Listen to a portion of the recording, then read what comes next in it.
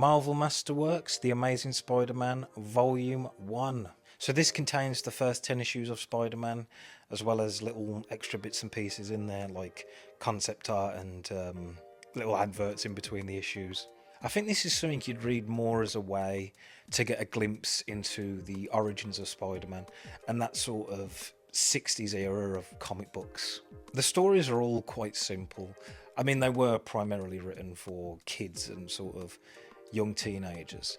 So if you're going into this expecting some kind of like gripping and complex storylines, then you might be a bit disappointed. But saying that, I did quite enjoy reading this.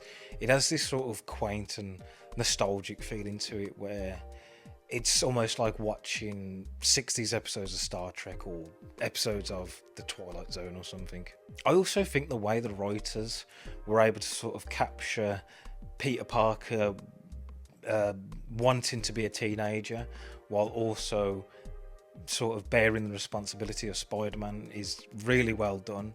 I think for the time they really capture that sort of teenage angst, if you know what I mean. Of course that's kind of a staple of Spider-Man, but it was quite interesting reading about a hero who kind of hates being a hero, but he does the right thing anyway because morally he knows that's the right thing to do. There are some pretty funny moments which come from its simplicity and datedness. In one of the first issues, Peter Parker tries to cash a check as Spider-Man, and the guy at the bank just basically calls him a daft bastard because it's like, how you meant to cash a check when you've got a mask on? You know what I mean? And it kind of feels like, well, you've got Peter Parker who can design his own web shooters and can build his own suit, but then he doesn't realise that he won't be able to cash a check without an ID.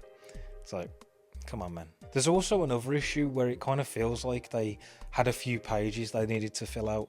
So the story is that Spider-Man just goes to the Human Torch to annoy him, and they have a competition on who can impress the most girls, and it's kind of like, God, this is so dated. But yeah, it's a very chilled out read, and it was cool looking into the origins of Spider-Man and that sort of 60s culture.